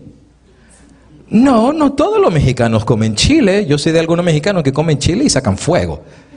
O sea, eso es catalogar a alguien solamente por ser de una nacionalidad que tiene que hacer las cosas por ser de esa nacionalidad. Cristo era judío, pero no necesariamente por eso tuvo que tener hijos. Eso es forzar a decirle a la Biblia lo que la Biblia no está diciendo. Es más, mira cómo dice Mateo 19. Y él les dijo, por la dureza, hablando acerca del divorcio, que le preguntan a Cristo, por la dureza de vuestro corazón, Moisés os permitió repudiar a vuestras mujeres, pero al principio no fue así. Os digo que cualquiera que repudia a su mujer, salvo por causa de fornicación, y se casa con otra, adultera. Y el que se casa con la repudiada, también adultera. Le dijeron sus discípulos, si es así la condición del hombre con su mujer, pues no conviene casarse. Y eso es verdad. Y saben que este es un tema muy espinoso hasta hoy en día, que hay mucha gente que no entiende. Si tú te vuelves a casar y no es por divorcio o muerte, estás en adulterio. Este es un tema bien espinoso. Bien dijeron los discípulos, pues mejor no es casar exactamente. Es mejor que te quedes soltero a casarte y después tan fácil divorciarte y casarte con otra y con otra. Esto no funciona así. Cuando tú te vas a casar es para siempre con la persona que te casaste. En la mente de Dios no existe el divorcio. Nosotros somos los que andamos inventando de ya me cayó mal la mujer porque está gorda por esto. Tú inventa lo que quieras. Pero si tú te casaste, este es un pacto para siempre. El matrimonio es para trabajar. No es cuestión como de un carro, ¿verdad? Ya no te gustó el carro y mañana te compras otro. Absolutamente no. El carro se repara, se le cambia las llantas, se le cambia el aceite. Eso es un matrimonio. Hay que trabajar por el matrimonio. Porque los judíos después por cualquier cosa ya daban carta de divorcio y de divorcio. Y Jesús dice, así no fue en un principio. Esa no era la intención de Dios. Por eso si alguien se casa con otra, no solo por la razón de adulterio o muerte, comete adulterio. Y el que se casó con esa persona también comete adulterio. Es un tema muy espinoso. Pero al final cuente dice, no todos son capaces de recibir esto, sino aquellos a quien les es dado. O sea, en otras palabras, hay gente que toma la decisión de no casarse. ¿Todos tienen ese don? Pues no. No, hay gente que necesita estar casado. Porque Pablo dice, es mejor que se case a que se queme, ¿verdad? Si tú eres una persona que no puedes estar sola o solo y quieres estar casado, pues cásate, no pecas. Y si alguien no se quiere casar, pues tampoco peca. Pero si tú no te vas a casar y vas a andar de chivo libre, pues mejor cásate a que estés quemándote y cometiendo un montón de errores, ¿verdad? En otras palabras, Cristo dice, el que se quiere casar, que se case, y hay gente que no se casa porque así les dado, como Pablo, como Juan el Bautista, como los esenios y como el mismo Cristo. No se casó, no tuvo mujer. Hay eunucos que nacieron así del vientre de su madre. O sea que nunca van a tener hijos. Y hay eunucos que son hechos eunucos por los hombres, como los que estaban con el faraón, ¿verdad? No es que querían ser eunucos, pero como estaban junto a la reina, pues los hicieron eunucos. Pero no fue por elección. Hay otros que por nacimiento eligen no casarse. Hay otros que porque los fuerzan, pues ni modo, se tienen que casar, etcétera, etcétera. Por eso dice, el que sea capaz de recibir esto, que lo reciba. Entonces literalmente la Biblia da ejemplos que hay gente que aun siendo judíos, simplemente deciden no casarse y no tener hijos. Eso no podemos meter a Cristo por ser judío. Absolutamente no. Eso ni es bíblico. Es un hecho que ni uno solo de los evangelios gnósticos afirma que Jesús se haya casado. No lo hay. Las únicas cosas que han encontrado es esta, que supuestamente besaba a María en la boca. Pero no hay ningún evangelio gnóstico, especialmente de Nag Hammadi, que diga se casaron y tuvieron. Eso es una conclusión que hace Dan Brown. Por eso se llama una novela. Porque ella empieza a inventar un montón de cosas que ni puede probar. Es una novela. Por eso es lo que a los eruditos les ha caído como una sorpresa, porque él comienza el libro diciendo, todo lo presentado aquí es exacto y fidedigno e histórico. Eso no es verdad. Ni es exacto, ni es fidedigno, ni tampoco es histórico. Por ejemplo, página 255. La iglesia sabía desde los días tempranos que Jesús y María Magdalena habían tenido un hijo. Y entonces él explica en la página 255 que literalmente vino el priorato de Sidón y que cuidó eso y cuida a los descendientes de Cristo. Y de hecho hay algunas fotografías en donde aparece María Magdalena con Sara y después los descendientes que habrían de tener. Juan Arias, un escritor hispano que literalmente, hablando acerca de los rollos gnósticos y la verdad que finalmente salió, escribió un libro que se llamaba La Magdalena, el último tabú del cristianismo. Y letras chiquitas dice, el secreto mayor guardado por la iglesia, la relación entre Jesús y María Magdalena. ¿De dónde sale?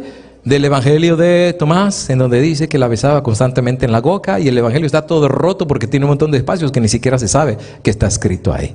Y de ahí, muchos que no conocen estas cosas se sacuden. Porque te están presentando una visión de un Cristo carnal que tiene a mujer, etcétera, etcétera. Por ejemplo, el Departamento de Historia de la Universidad de Harvard dijo, hemos encontrado que no hay evidencia histórica de que Cristo haya tenido un hijo con María Magdalena. No lo hay. De hecho, el History Channel, ustedes saben que hace un montón de documentales de historia. El History Channel invitó a Dan Brown a analizar sus fuentes históricas en un documental que History Channel sacaría a nivel nacional. La invitación fue rechazada. Y por buenas razones. Porque lo iban a exponer a nivel nacional en un documental de History, a ver si los documentos que él supuestamente estaba presentando en todo su libro eran fidedignos o no. Ahora, en varios libros que se han escrito en la misma idea de que Cristo y María se casaron, por ejemplo, Holy Blood, Holy Grail, Santa Sangre, la Copa Sagrada, de Malcolm Maitland, Richard Lake y Henry Lincoln. Otro libro, La Mujer del Alabastro, Margaret Stewart. Las Diosas en el Evangelio, Margaret Stewart. Y La Revelación Templaria de Lynn Packard hacen la misma declaración. Cristo se casó con María, no era Dios, era un carpintero que se casó con María, pero no era Dios. Interesantemente, la Universidad de Fuller, hablando de los libros que escribieron ellos, donde dan la misma idea, explica que ninguno de estos autores, incluyendo a Brown, Brown no sabe hebreo, no sabe griego y no sabe arameo. Él es un novelista que agarró la idea de unos libros secretos de Nag Hammadi y hace un plot y hace una novela, pues para que venda. Y sí vendió literalmente, pero dice ahí ninguno de ellos es un investigador histórico confiable. O sea, es gente que se pone a escribir libros y cualquiera puede escribir un libro, pero del dicho al hecho hay mucho trecho. Cuarto argumento de Dan Brown, página 231. El emperador Constantino en el año 274 al 337 fue el responsable por decidir la Biblia como la conocemos hoy en día en el Concilio de Nicea. El libro Historia de la Iglesia, página 987, dice: el proceso que comenzó 150 años antes de Constantino incluía y concluyó después de que Constantino murió. Incluyeron 27 libros del Nuevo Testamento que fueron agregados por todos los cristianos. Y esto pasó en el año 367 y en las iglesias del este en el 397 y en las iglesias también del oeste. Eso se llamó el Imperio Bizantino. Literalmente los del este, tirando más para Rusia, ellos todavía hablaban el griego. Los que se quedaron en el oeste, los de la Iglesia Católica, hablaban el latín. Por eso, entre los dos, el este o el oeste, tardaron más tiempo en consolidar el canon. Ahora, literalmente, sí, Constantino, en el Concilio de Nicea, tiene que definir con los obispos. ¿Recuerdas que la iglesia cristiana se convirtió en la iglesia del Imperio Romano? El mismo Constantino se hizo cristiano. Él, como el supremo emperador, cita al concilio y van los obispos y tienen que tomar la decisión qué libros son inspirados y qué libros son apócrifos. ¿Cuántos libros apócrifos había? A lot. Muchos más apócrifos que libros en la Biblia. Un montón, pero estamos hablando del Nuevo Testamento. Del Antiguo Testamento, quien se encargó de hacer el canon son los judíos. Así que mejor ni me meto ahí. Son los 39 del Antiguo. Pero los del Nuevo, que son un montón, el Concilio de Nicea tiene que tomar una decisión cuáles son y cuáles no son.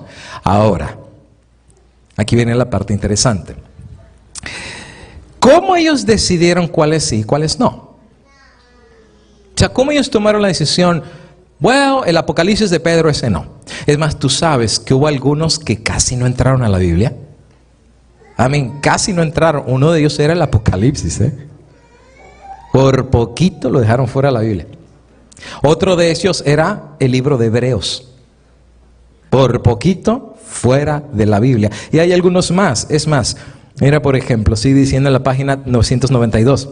Es cierto que hubo varios debates en ese concilio acerca de por lo menos 7 libros que no deberían de entrar. Por ejemplo, el libro de Hebreos, Santiago, imagínate, el mismo libro de Santiago a punto de quedar fuera, Segunda de Pedro, y hasta hoy en día muchos eruditos creen que Segunda de Pedro no fue escrito por Pedro, que fue escrito por un escribano a tiempo adelante. De hecho, algunos mencionan que aún Segunda de Corintios tampoco fue escrita por el apóstol San Pablo. Y de hecho, te vas a quedar sorprendido, pero el Evangelio de Mateo, si tú lees la Biblia, nunca dice que Mateo lo escribió. O el Evangelio de Juan, o el Evangelio de Marcos. Entonces, ¿de dónde vino la idea de poner el Evangelio de Marcos, Mateo, Lucas y Juan? Es muy interesante el tema, se los voy a dar en la otra ocasión. Pero sin embargo, es muy importante notar que hubo cantidad de evangelios, aparte de estos, que literalmente los analizaron y dijeron estos no van a entrar en el canon de la Biblia, especialmente el Nuevo Testamento. Hebreos, Santiago, Segunda de Pedro, Judas, Segunda de Juan, Tercera de Juan y Apocalipsis. Y de hecho tengo que decirte que hoy en día hay un movimiento, no puedo explicar en detalle, pero hoy en día hay un movimiento de querer sacar Apocalipsis de la Biblia. Y no me suena raro.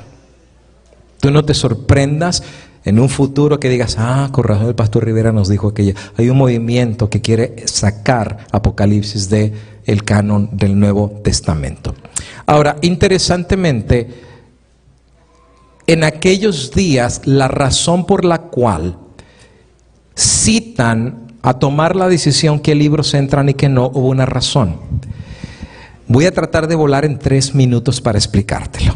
¿Okay? Recuerda, son clases que damos de un año entero. Se lo tratamos de dar aquí en un sermón cortito. Voy a volar. Cristo funda la iglesia y llama a 12. Todos lo conocemos eso. Los 12 aprenden del maestro de maestros, que es Cristo Jesús. Y qué maestro, ¿verdad? Oye, hoy en día para tener un doctorado con 3 años o 4 lo haces. Los discípulos estuvieron con el maestro de maestros por 3 años y medio. Algunos dicen ignorantes pescadores. Un segundito. ¿Qué pescadores ignorantes estuvieron con el maestro de maestros? ¿Qué doctorado ni qué nada? Si alguien sabía, eran los apóstoles. Estuvieron con el más grande maestro. Entonces, literalmente, Cristo muere, se le aparece a los discípulos en la resurrección, se va al cielo. ¿Y quién quedó a cargo de la iglesia? Los apóstoles. Son los apóstoles, bajo el poder del Espíritu Santo, están predicando por todos lados y de predicar el evangelio, la gran comisión, y lo están haciendo. ¿Hasta dónde llegó el evangelio? Por todos lados. No dice que llenaron el mundo de su doctrina.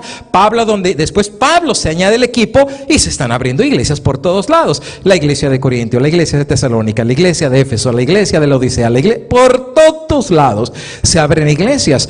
Ciudades enteras se convierten, pueblos enteros se convierten, hasta brujos dejan la brujería y se convierten en el evangelio. Milagros, señales, dones de lenguas, todo eso está siendo manifestado en el primer siglo. Los apóstoles están vivos. Sin embargo, en el primer siglo, varias herejías empezaron a entrar a la iglesia, aun cuando los apóstoles estaban vivos. Parte de la herejía tenía que ver acerca del fundador de la iglesia, de Cristo. Porque muchos dudaban que Cristo era Dios, especialmente los griegos. ¿Por qué razón? Porque los griegos ya habían sido influenciados por la idea gnóstica. Por eso cuando Pablo dijo al Dios no conocido, ¿te acuerdas cuando va al Areópago a hablar con los griegos? Dice, pues ese monumento que no tiene Dios, yo te voy a decir quién es ese Dios. Es un Dios que se hizo carne y vino acá. Dijeron, luego te oímos. ¿Por qué razón? Porque en la filosofía griega, en el gnosticismo, la deidad no puede estar contenida en la carne, porque la carne es mala y el espíritu es divino. Entonces decir que Dios se hizo carne, dice, whatever. Y ya no lo escucharon, porque ellos tenían la idea gnóstica. Muchas doctrinas empezaron a entrar en la iglesia cristiana que tenían que ver con la persona de Cristo. Y se levantaron sectas que tenían ideas bien raras de Cristo. Por ejemplo, los ebionitas. Los docetistas, que unos enseñaban que Cristo tuvo cuerpo, pero no era cuerpo literal, era una apariencia, como un holograma. O sea, que los discípulos veían a alguien, pero no era alguien, era su espíritu. ¿Por qué? Porque el cuerpo es malo y el espíritu. Entonces dice, ¿y quién era el Cristo? Era como un holograma. Entonces, ¿a quién se murió en la cruz? Un holograma. Entonces vinieron con esa idea. Y la otra idea era de que Cristo no era Dios, sino era un hombre. Y después vino en el siglo III un obispo que se llamaba Arrio. Y Arrio es el padre de los actuales testigos de Jehová, en donde dicen que literalmente Cristo era un simple ser humano. De hecho, tú sabes que en la Biblia de los testigos de Jehová, todos los textos que dicen que Cristo es Dios los han cambiado. Por ejemplo, si tú conoces un poquito de griego y tú lees Juan 1:1, en el principio era el logos estaba con Theos y Theos era el logos. Dios en griego se dice Theos, Dios. Y de ahí viene la palabra teología, el estudio de Dios. Logos es estudio de, o también la palabra, o el verbo, hablada. Entonces Juan 1 dice, en el principio era el verbo, el logos. Y el logos estaba con Theos, con Dios. Y el logos era Theos. Pero Theos es Dios, es Dios. O sea, lo que está diciendo Juan es que Cristo era Dios. Si tú lees una Biblia de los testigos de Jehová, dice, en el principio era el verbo y el verbo estaba con Dios. Y Dios lo pone con D grandota, D mayúscula. Y el logos era Theos. Y es el mismo Theos del renglón anterior. Pero el segundo Theos lo ponen con D, pero con D ¿qué? Minúscula. Esa no es una traducción. Eso es literalmente antojadísimamente traducir la Biblia a como se me pega la gana. ¿Por qué? Porque si yo no creo que es Dios, y eso hicieron con todos los textos donde dice que Cristo es Dios, los cambiaron, los manipularon para decirle a la Biblia lo que ellos quieren que la Biblia quieren que diga. En este caso, todas estas doctrinas raras acerca de Cristo empezaron a darse. Por eso no te sorprendas que Juan y Pedro en sus cartas, por ejemplo, Juan dice, lo que nosotros hemos visto, lo que nosotros hemos oído y lo que nuestras manos tocaron del verbo de vida, de eso es lo que les hablamos. ¿Por qué? Porque los apóstoles nadie les contó, ellos vieron los milagros, vieron el poder de Dios, vieron a Cristo caminar sobre el agua, sanar, resucitar al muerto. Ellos lo vieron de primera fuente, pero cuando mueren los discípulos, ahí empezó el problema. Porque mientras los discípulos están combatiendo estas ideas acerca de Cristo, pero cuando ellos mueren, ¿quién va a pelear eso? Lo que quedan son testigos no oculares, pero testigos auditivos, porque ellos escucharon el testimonio ¿de quién? De los apóstoles. ¿Y quiénes son los que quedaron? Es lo que se le llama hoy en día la patrística. O sea, los discípulos de los, y ahí entra, por ejemplo, Clemente de Alejandría, Clemente de Roma, Policarpo, y bueno, la lista sigue. Un montón de discípulos de los discípulos.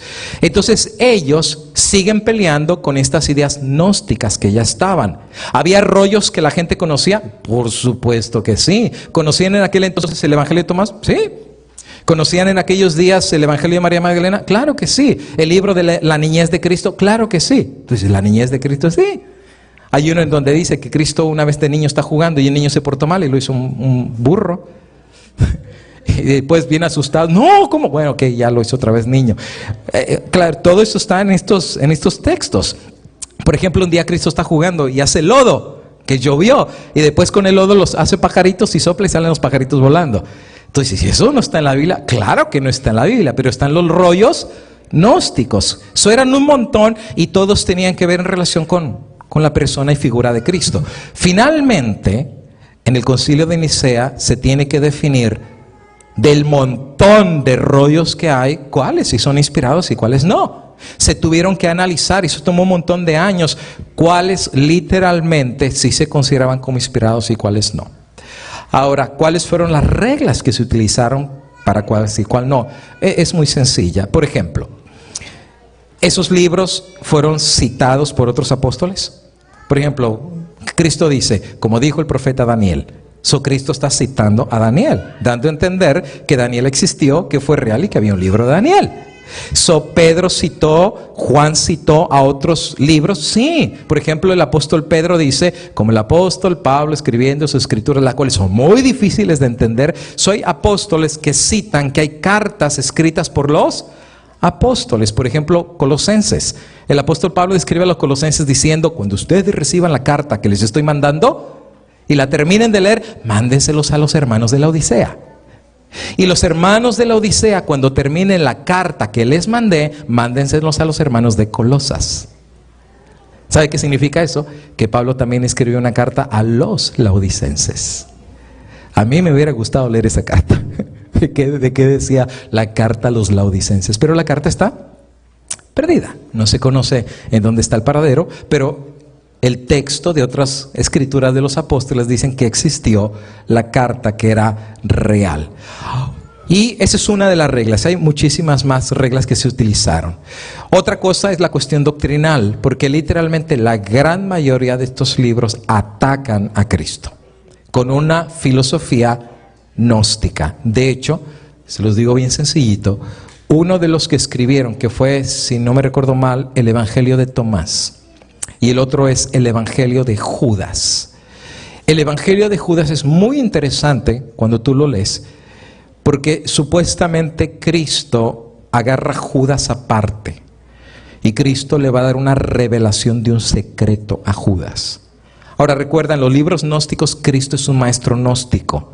Por eso esa idea de que la mujer para ser salva tiene que convertirse en un macho, en un hombre. Porque como mujeres no pueden salvarse si no tienen que convertir. Son ideas gnósticas. Eso es una idea bañada con esta filosofía. En el Evangelio de Judas, Cristo le dice a Judas: mi divinidad y mi espíritu está presado en esta carne. Y tengo que ser liberado. Necesito liberación de mi espíritu divino, pero mi carne me aprisiona. Y yo te tengo una revelación. Y la revelación que Cristo le hace a Judas es que el instrumento que Dios va a usar para liberar la divinidad de Cristo encarcelada en un cuerpo de carne o de pecado es la muerte. Y quien va a ser el instrumento para liberar a Cristo es nada más y nada menos que Judas. En otras palabras, en el Evangelio de Judas, Judas es el héroe, no el traidor. Porque literalmente Cristo le dijo: tú me vas a liberar vendiéndome para que me maten y finalmente salga mi divinidad. Esto es 100% gnosticismo. Por esta razón, cuando esto se revisa en el concilio, dicen literalmente esto está completamente ajeno a lo que enseñaron los demás apóstoles. Comentario bíblico adventista. Literalmente, ya estoy casi en la última parte, voy a volar en lo último. Recuerden, hay muchas cosas que no estamos viendo, no porque no se quiera, sino por la brevedad del tiempo, y el tiempo se nos está yendo. Más adelante se van a añadir a la Biblia algunos otros libros que no fueron aprobados en el Concilio de Trento, pero no al Nuevo Testamento, sino al Antiguo Testamento. En el año 1540, literalmente, el Concilio de Trento se reunió para contraatacar a la Reforma Protestante. ¿Recuerdas? Martín Lutero, Zwinglio, Melanchthon, Tyndale y todos los grandes reformadores que empiezan a levantar sola Biblia y sola Biblia. El Concilio de Trento toma la decisión de añadir libros al Antiguo Testamento que antes no existían. Por ejemplo, ¿cuáles fueron los libros que se añadieron? Bueno, algunos que se añadieron fueron lo que era eclesiástico, sabiduría, que en el inglés no se llama sabiduría, en inglés se llama The Wisdom of Solomon, la sabiduría de Salomón. El otro es el libro de Tobías, primer libro de Macabeos, segundo libro de Macabeos. Ahora, vuelvo a lo mismo, esos libros siempre han existido, pero el hecho de que hayan sido existidos no quiere decir que los judíos los reconocieron como inspirados. Es igual que María Magdalena, Tomás, Felipe, todos estos libros siempre han existido, pero la iglesia nunca los reconoció como inspirados. ¿Por qué razón? Porque lo que enseñan los libros es bien contradictorio. ¿Por qué razón los judíos no aceptaron esos libros? Ahora, esos libros solo los acepta la iglesia católica. Ningún protestante, tú agarras tu Biblia, ningún protestante tiene Macabeos, Judío, Tobías, ninguno, solo las versiones católicas, que es la versión de Jerusalén, Dios habla hoy, Dios habla al hombre moderno, Biblia latinoamericana, guadalupana. Toda versión católica tiene la apocrifía, o sea que tiene sus libros apócrifos. Ahora, no tengo chance de explicarles, pero en varios de esos libros se enseña hasta brujería. Por ejemplo, tú puedes leer el libro de Tobías, en donde Tobías menciona un encuentro que tiene con un ángel, y el ángel va caminando con Tobías, y cuando van junto al río, el ángel resulta ser de que va caminando Tobías junto al ángel, y a un ladito del río sale un pescado, y este pescado dice que era grande, y el pescado le trató de arrancar el pie a Tobías. Imagínate de qué tamaño era el pescado. Y eso literalmente Tobías se asusta y el ángel le dice: no, agarra el pescado, no lo dejes ir. Y Tobías forcejea y finalmente agarra el pescado y lo saca. Y una vez que saca el pescado, le dice el ángel: bueno, pues vamos a a comérnoslo, vamos a asarlo al fuego. Y cuando Tobías lo está abriendo al pescado, el ángel le explica y le dice a Tobías, no, o sea, sácale todas las entrañas, pero no le saques al pescado ni el hígado, ni el corazón, ni la hiel. Y Tobías le dice, ¿por qué? Luego te digo. Ya, pues le pone el corazón, el hígado y la hiel aparte, y entonces él empieza a asar el pescado, y el ángel y Tobías se comen al pescado. Y una vez que ya finalizaron de comer al pescadito, lo que sobró dice que lo salaron para guardarlo para más adelante, era el refrigerador de antes. Le ponían sal y evitaban la putrefacción rápida. Entonces Tobías le preguntó al ángel, ¿y por qué tú me dijiste que guardar el corazón y el hígado y la hiel? Y dice, que son muy buenos para remedios. ¿Para remedios? Y dice, sí. ¿Y cuáles remedios? Dice, pues mira, si hay una persona que está siendo atormentada por un demonio, por posesión, y el demonio lo está atormentado y no lo deja en paz, lo único que la persona tiene que hacer es agarrar el corazón y el hígado y quemarlo. Y el humo que empieza a subir, que lo sople, y el demonio se aleja. Y el asunto de la posesión termina. ¡Wow! Eso resulta ahora que el ángel le está enseñando brujería a Tobías para hacer exorcismos de demonios. ¡Qué interesante! Y la hiel, es que la hiel si también la quemas y sube el vaporcito, dice pon los ojos, y los que tienen problemas de manchas amarillas y todo eso en los ojos, con eso se les va para siempre. Eso se llama witchcraft, eso se llama brujería. Y eso todavía, ¿por qué crees que las culturas que matan gallos y gallinas y le sacan? Porque eso se practica en la brujería. Pero aquí ya no es brujería, es el libro de Tobías, y por eso el judío, tú le preguntas al judío, ¿tú aceptas a Tobías como inspirado? ¿Y qué es lo que te va a decir? I don't think so. O sea, el erudito judío ha dicho, eso no es inspirado. ¿Por qué? Porque es muy fácil saber, por ejemplo, Macabeos. ¿Cómo está Macabeos? O Baruch, que fue el escribano de Jeremías, ¿no? Baruch dice, por ejemplo, el profeta regular dice, y vino a mí palabra de Jehová. Y vi en el día tal los cielos abiertos. Eso es muy popular en los profetas. Pero por ejemplo, ¿qué dice Baruch? No, pues yo estaba sentado debajo de un arbolito y un día me puse a escribir lo que estaba pasando en Israel. No hay palabra de Dios, que Dios le habló, que escribe. Es una crónica. Ahora, como para saber la historia, that's okay. Pero de eso a tomarlos como inspirados ya es completamente otro criterio. Y la gran mayoría de estos libros están cargados de misticismo, están cargados de brujería y están cargados de doctrina gnóstica. Y esta fue una de las razones por las cuales la iglesia toma la decisión. Ahora resulta ser que Judas en los libros gnósticos es el héroe que por entregar y matar a Cristo, él ahora recibió el alto honor de haber hecho a Cristo en su divinidad. Y esa es una nada más. Hay cantidad de citas sobre citas que son contradictorias y que son incongruentes. Ahora, los libros apócrifos que fueron añadidos fueron no en el Concilio de Nicea. Fue prácticamente 1200 años después, añadidos en el Concilio de Trento por la Reforma Protestante. Es muy sencillo. Lutero dijo, pruébeme con la Biblia que estoy mal. Y literalmente la iglesia no tuvo forma de probarlo, entonces le añadió libros en donde sí probaba algunas doctrinas. Por ejemplo, el libro de Macabeos, en su segundo libro, menciona ahí el caso de que fueron a la guerra y dice que empieza a colectar dinero el general porque las limosnas que se colecten van a servir para sacar el alma del purgatorio de los que se murieron en la guerra. Y aparte dice ahí que la limosna dada de corazón puede hacer perdón de los pecados. Entonces, claro, eso está en los libros apócrifos. Por eso es que los protestantes dijeron no y los judíos también dijeron que no. Ahora, punto número 5.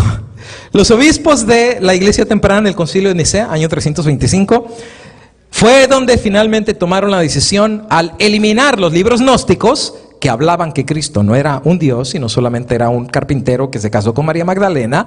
Ahí fue donde, 1, quitaron los gnósticos y número 2, aprobaron que Cristo era Dios. Por eso dice Dan Brown, antes del 325, dice, nadie sabía que Cristo era Dios. Dice, todo el mundo sabía por las escrituras gnósticas que Cristo era un maestro gnóstico, si tú quieres, y que hizo milagros, pues sí, porque era maestro gnóstico. Pero eso de ser Dios, nada que ver. 300 años antes, nadie sabía que Cristo era era Dios. Y supuestamente dice que los líderes de Nicea son los que discutieron este asunto para eliminar los libros gnósticos. Y literalmente Constantino jugó un papel predominante acerca de esto. Ahora, en este punto no lo voy a explicar, porque si no me voy a tener mucho tiempo. Pero sí tengo que decir que estoy preparando una serie de 4 sermones. Me está tomando tiempo porque literalmente es una investigación exhaustiva. O sea, no es así un sermón simple, es una investigación exhaustiva en donde voy a probar con la Biblia, con el Antiguo. No voy a usar el Nuevo Testamento para nada, absolutamente. No voy a usar un solo texto del Antiguo Testamento. Todos los textos que voy a usar, todos son del Antiguo Testamento. Mi tema general se va a llamar deidades judías. Deidades judías. Y voy a probar que la Shema, tú sabes la Shema, ¿verdad? Oye Israel, porque Jehová nuestro Dios, uno es. Por eso es una religión monoteísta los judíos. Y en esta religión monoteísta, pues si es uno, no hay Espíritu Santo y tampoco hay Hijo. Por eso se le llaman paganismo, porque son 3 dioses. Dicen, no, nosotros somos uno. Jehová es nuestro Dios. Y los testigos de Jehová tuvieron la misma idea. Solo Jehová y el Espíritu Santo, ¿qué dicen? Es la fuerza activa de Dios. Y el Hijo, pues fue creado después, pero no es el Dios que ha existido por toda la eternidad. En esta serie van a ser 4 sermones, por eso no te lo puedo explicar ahorita. En estos 4 sermones voy a explicar con el Antiguo Testamento que hay más de uno que se le llama Jehová. Por lo menos el Antiguo Testamento presenta la existencia de 2 Jehová como Dios, y por nombre y apellido. Y te voy a mostrar versículos que quizás te vas a quedar sorprendidos, como textos que dice, y Jehová le dijo a Jehová. ¿Cómo está eso? Hay más de un Jehová. Y Jehová le dijo a Jehová. Voy a presentarlo en categorías. Por ejemplo, una categoría va a ser el ángel de Jehová. ¿Cuántos han escuchado el ángel de Jehová en la Biblia? Cantidad de textos. Pero tú sabes que muchos piensan el ángel de Jehová es un ángel. Pero te voy a mostrar textos en donde ahí dice que el ángel de Jehová es Jehová. Y tú lo vas a ver con texto. Y tú sabes que no es 1 ni 2 versículos. Estamos hablando de decenas y decenas de textos en donde aparecen 2 Jehovás. Los eruditos judíos se dieron cuenta. Y tú sabes que dentro de la erudición judía, los rabinos judíos están divididos. Porque hay rabinos judíos que creen que hay 2 Jehovás. Que no hay uno solo, que por lo menos hay 2. Y otros rabinos que se han dado cuenta, se han tapado el ojo, pero la duda existe. ¿Por qué hay textos bien raros en donde da la idea que hay 2 Jehová? No 1, sino 2. Y de hecho en esa serie te voy a probar que hasta un montón de textos aparecen los 3. Eso lo vamos a ver, por eso te digo ahorita no lo voy a mencionar en detalle porque no terminamos, pero ya nos tomamos el tiempo y ustedes ese día anoten todos los textos y hasta si quieren los vemos en hebreo para que lo puedan ver por ustedes mismos en el código masorético, el texto masorético.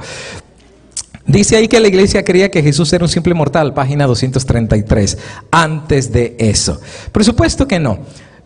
Más de 500 versículos en el Nuevo Testamento de una forma directa o indirecta dicen que Cristo es Dios. Más de 500. Eso sin hablar de los que te estoy mencionando del Antiguo Testamento. En el Nuevo Testamento de una forma directa. ¿Qué significa directa? Que así directamente dicen que Cristo es Dios. Y de forma indirecta, por ejemplo, ¿cómo indirecta? Pues que Cristo resucitaba muertos. Y que Cristo hacía milagros y hacía cosas que de una forma indirecta decían que Él era Dios. Y de otra forma directa de más de 500 versículos. ¿Por qué menciono esto? Porque Dan Brown dice que recién en 325, en el concilio de Nicea, la iglesia puso a Cristo como Dios. Pero antes de eso la iglesia no supo que Cristo era Dios. ¿Y qué hacemos con 500 versículos que dicen que Cristo era Dios? Brown literalmente sí, él cae en la categoría de novela. Porque la investigación de él no es una investigación ni bíblica, ni textual, ni erudita, ni seria. Es simplemente una novela. Por eso este libro está en la categoría de una novela. Obviamente millones han sido sacudidos porque no han tenido una respuesta que dar a los argumentos de Dan Brown. Y finalizo con el último porque ya el tiempo se me fue. Número 7, él menciona que en el priorato de Sion, los que guardaron el secreto que María Magdalena era esposa de Cristo y que ella habría de dirigir la iglesia. Dice que uno de los que literalmente era parte de esta secta que conocía el secreto era Leonardo da Vinci, y de ahí la idea del código da Vinci, porque supuestamente Leonardo, sí, el pintor, el que pintó la Mona Lisa, supuestamente sus pinturas él trató de vertir la idea del secreto que él conocía, y hubo una que literalmente explicaba y salía a María Magdalena. Por ejemplo, él viene mencionando que Leonardo da Vinci era un miembro del priorato de Sion, la sociedad secreta que conocía del matrimonio de María y de Cristo. Ahora, ¿por qué ellos enfatizan tanto esto? Pues es bien sencillo, porque si María se casó con Cristo, se acabó su divinidad, se acabó todo. O sea, mira, la pedrada está bien puesta. O sea, la pedrada es bien puesta. Si logran quitar la confiabilidad en la Biblia, lo demás cae por añadidura. El diablo siempre ha tratado de atacar la palabra de Dios, pero el Señor prometió: cielo y tierra pasarán, pero mis palabras no pasarán. Sécase la hierba, marchítase la flor, pero la palabra de Dios permanece para siempre. Entonces presenta ahí que Leonardo sabía el secreto, que se habían casado, que habían tenido una hija, etcétera, etcétera, y que en su pintura del Código da Vinci de la Santa Cena, ahí pone la verdad. Ahora, supuestamente en la página 236, Código da Vinci dice en el fresco, y claro, en aquel entonces le llamaban fresco, porque los pintaban y cuando terminaban de pintarlos estaba fresh, era pintura, estaba mojado hasta que se secaba. So, literalmente en su fresco, en su portrait, dice que él da la llave al Santo Grial. ¿Has escuchado el Santo Grial, la copa? Y que Da Vinci pone precisamente ese misterio revelado en su retrato que él hizo. Página 244, sigue citando Dan Brown. En la última cena prácticamente le muestra al lector que Jesús y María Magdalena eran una pareja. A ver, ¿dónde?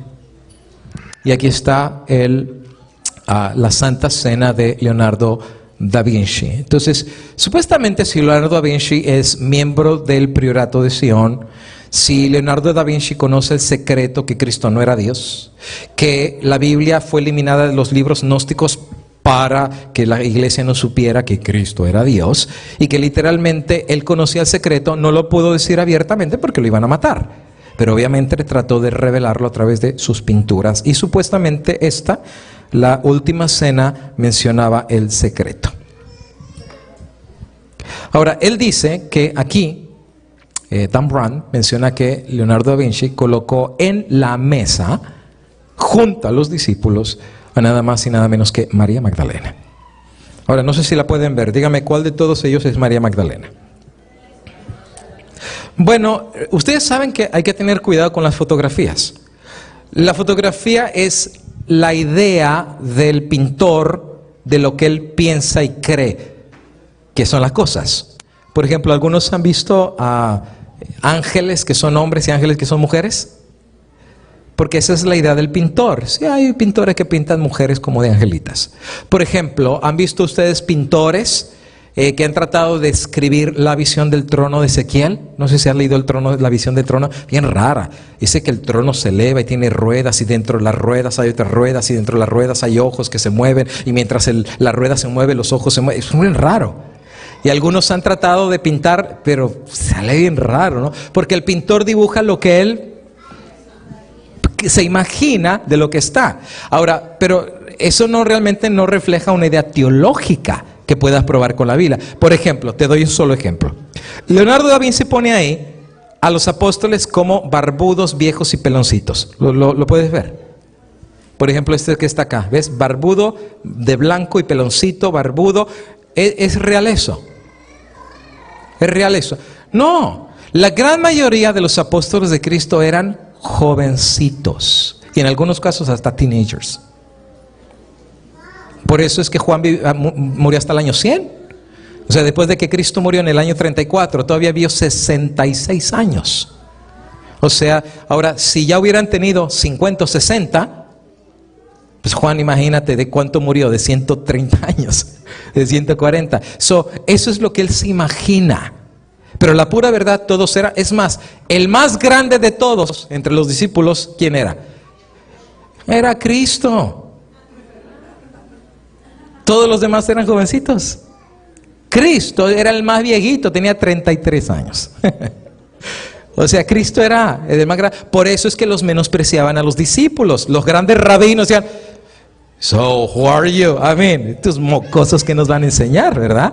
Pero porque Cristo agarró una ganga, por así decir, de puros jovencitos, pescadores que no conocían, y Cristo los transforma en los discípulos, en los apóstoles que hoy en día conocemos. Pero Él los pone como viejitos. That's wrong. That's wrong. No eran viejitos. En la Santa Cena, Cristo pues apenas va a morir, tiene 33 años. O sea, Cristo era un jovencito y sus discípulos también eran jovencitos. Si hubiera agarrado más viejos, ¿lo hubieran qué? ¿Por qué crees que Nicodemo vino a hablar con Cristo de noche? Porque un gran maestro de Israel se sienta a hablar con un jovencito de 33 años. Y no tenía 33, ¿verdad? Tenía 30 años. O sea, estamos hablando que literalmente eran puros jovencitos. La pintura no necesariamente refleja, ese es el punto que estoy haciendo, no me malentiendan. El punto que estoy haciendo es que a veces el pintor no refleja algo fidedigno o exacto, refleja lo que él se imagina. Ahora, supuestamente aquí Leonardo da Vinci pone a María Magdalena. María Magdalena supuestamente está al lado de Cristo. ¿Por qué está al lado de Cristo? Porque da Vinci pone de entrevisto que ellos son pareja y que ella está sentado a su mano derecha. Ustedes saben que en la Biblia el sentarse a la diestra de alguien tiene una representación. ¿Recuerdas a los discípulos que le dicen a Jesús que uno se siente a la derecha y el otro a la izquierda? Sentarse a la diestra significa un lugar de preferencia, un lugar de poder. Y aquí en la pintura, quien está a la derecha es nada más y nada menos que supuestamente María Magdalena. Ahora, no está Pedro, no está Santiago, pero sí está María. Si ampliamos un poco más la toma, se puede notar, no sé si ves la diferencia. Él está hablando al oído y ya se amplía más. Las facciones, el pelo y la forma que tiene es una forma femenina.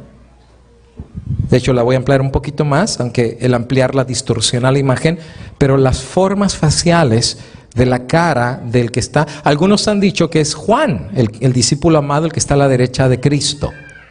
Algunos han mencionado, pero cuando hacen un análisis acerca de la figura, se ve femenina.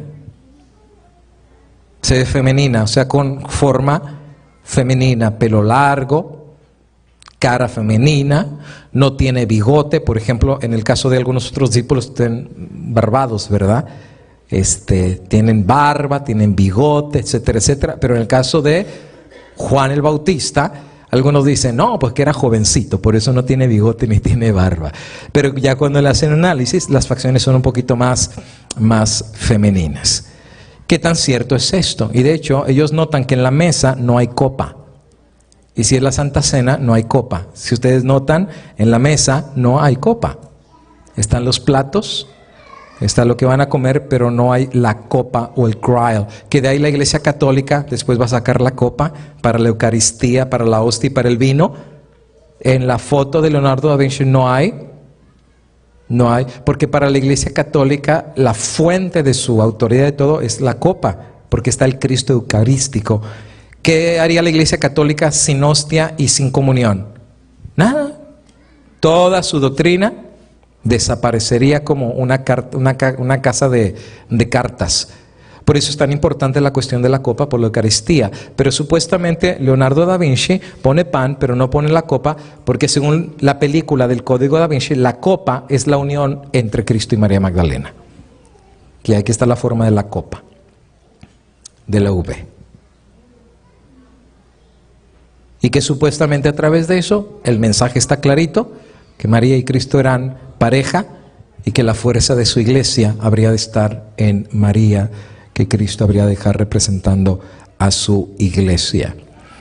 Me voy a saltar todo eso, simplemente dicen que no es Juan el amado, sino es María Magdalena. Interesantemente, en aquellos entonces, la gran mayoría de pintores que esculpían y pintaban tenían un método muy similar de hacer la forma de sus pinturas. ¿Te acuerdas? Esto va evolucionando.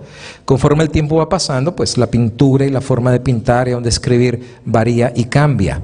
Pero en aquellos entonces, la gran mayoría de artistas o pintores pintaban hombres y mujeres con rasgos femeninos. Por ejemplo, este que tú puedes ver ahí es del gran Perugio.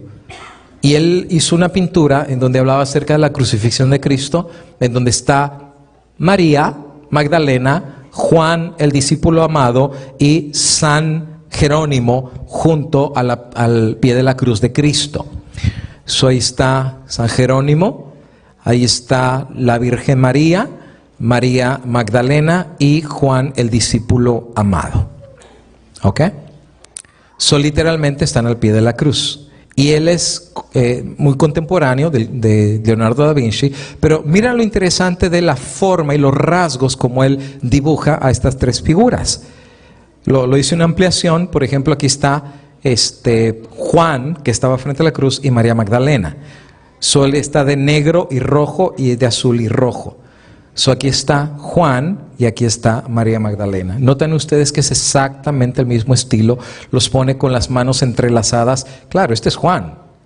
¿Cómo sabemos que es Juan? Porque el texto bíblico es que Cristo le dice a Juan, hijo, y ahí tu madre, y a María le dice madre, y ahí tu hijo. Los dos están al pie de la cruz, pero a la distancia está María Magdalena. Pero él los pinta con las mismas facciones como de mujer. ¿Te fijas? No hay diferencia entre Juan y entre María Magdalena. Aún en la ropa que traen no hay ninguna diferencia si es hombre o si es mujer. Y hasta en la misma forma como se agarran la mano es con un tono como feminista. Era el estilo del tiempo de dibujar caracteres como dándole toques femeninos. Aún, por ejemplo, otro pintor de Juan el Bautista, y esta es una de las figuras más importantes que aparece en el Museo de la Brè en París, Francia, en donde aparece Juan el Bautista y tiene como rasgos tipo femeninos. Hay muchas figuras más que son dibujadas así porque era el estilo que se hacía en aquellos entonces. Eso lo pueden encontrar en el Museo de la Brè en París, Francia. Si era María Magdalena la que estaba junto a Jesús y no Juan el discípulo en la Santa Cena, ¿dónde está Juan? Ya debería haber 13, ¿no? Porque son 12 y María, entonces son 13. Cuéntenlos, no son 13, son 12. Entonces, ¿por qué razón indiscriminadamente sacó a Juan? Si Juan debería haber estado ahí. Quiero cerrar diciendo lo que mucho dice, no dice nada. La pregunta del millón es, y sigue siendo, ¿quién es Jesús? Si hay algo que Satanás odia es a Cristo y a la Biblia. Si hay algo que odia con todo su corazón es a Cristo y es la palabra de Dios. Y Satanás ha estado empecinado por siglos y siglos en arrojar lodo sobre la figura de Cristo. ¿Por qué razón es importante esto? Porque si en tu mente Cristo es un carpintero nada más y no es tu Dios, entonces no tienes esperanza. Porque la Biblia dice en San Juan 14:6, yo soy el camino, la verdad y la vida, y nadie viene al Padre si no es por mí. Lo que el diablo hace es cortar tu relación con Cristo. Y si te alejas de Cristo, te alejas de la fuente de la vida, y Satanás conoce bien esto. Jesús le hizo la pregunta a los discípulos, ¿quién dicen los hombres que soy yo?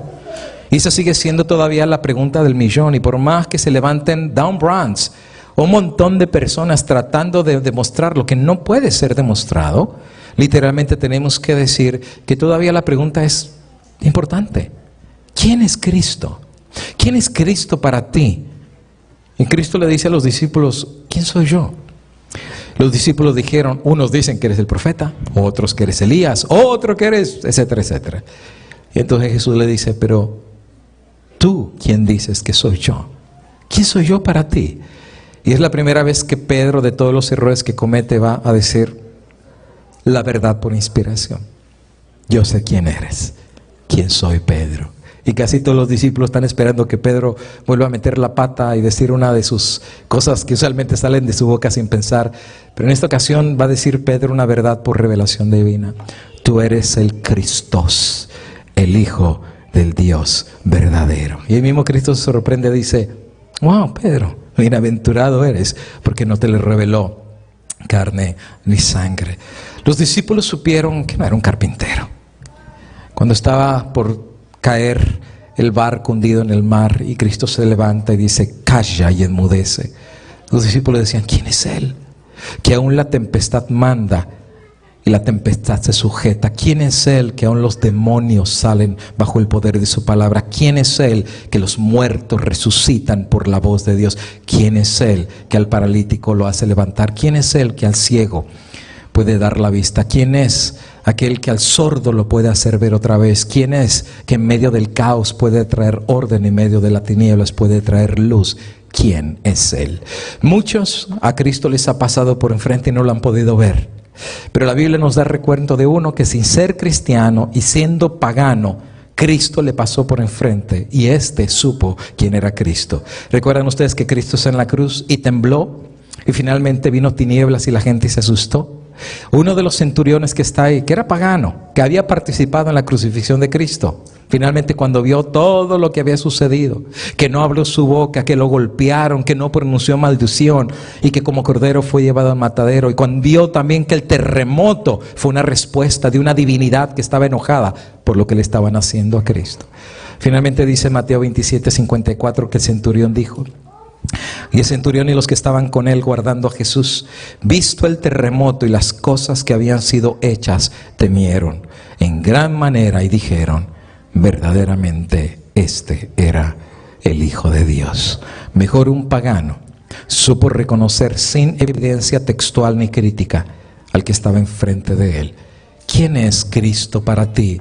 ¿Quién es Cristo para mí? La Biblia simplemente dice, el que tiene al Hijo tiene la vida, y el que no tiene al Hijo de Dios no tiene la vida. Estas cosas os es escrito para que creas de corazón que Cristo es Dios. Con el corazón se cree, pero con la boca se confiesa para la gloria de Dios. Y es por eso que esta verdad fue tan grande para la iglesia cristiana, porque aceptar a Cristo como Dios, tu Salvador, hace la diferencia en nuestras vidas. Porque un carpintero no te puede ayudar, pero Dios sí lo puede hacer. Y aquellos que han encontrado a Dios, han encontrado a Cristo y han encontrado su verdad, pueden ser libres en el nombre de Cristo Jesús. Pongámonos de pie para hacer una oración y para finalizar nuestra primera parte. Recuerden, viene la segunda parte a las 6 de la tarde, si Dios nos da la vida. Nos ponemos de rodillas y vamos a orar. Oremos. Nuestro Dios y nuestro Padre, nosotros no nos avergonzamos de reconocer a Cristo como nuestro Dios. Hemos creído de todo corazón por el testimonio de tu palabra. Y por más que Satanás ha querido arrojar confusión o aún dudas acerca de tu palabra y de la persona de Cristo, we still believe. Todavía creemos en Cristo como nuestro Dios y nuestro Salvador. Porque nosotros mismos somos el testimonio de un Cristo verdadero, que nos sacó del lodo del pecado, de las tinieblas y de la oscuridad, y que nos cubrió con su gracia perdonadora y nos transformó por el poder de su sangre. Porque cada día podemos ver la manifestación del poder de Dios y su amor en nuestras vidas, tanto en lo que vemos, así como en lo que no nos damos cuenta. La mano de Dios está sobre nosotros. Queremos pedirte, Padre eterno, que hoy podamos confesar lo mismo que hizo Pedro. Tú eres el Cristo. Tú eres el Dios de dioses, el Rey de reyes y el Señor de señores. Y pronto habrás de regresar en las nubes de los cielos con millones de ángeles para dar recompensa a todos que creyeron de corazón. Danos tu bendición. Y tu gracia nos siga sustentando para en medio de la adversidad, de la duda o de la oscuridad que el enemigo pueda traer, que la luz de la verdad pueda abrirse paso y triunfar en la recta final. Danos de tu bendición, en la gracia de Dios y en el nombre de Jesús lo pedimos.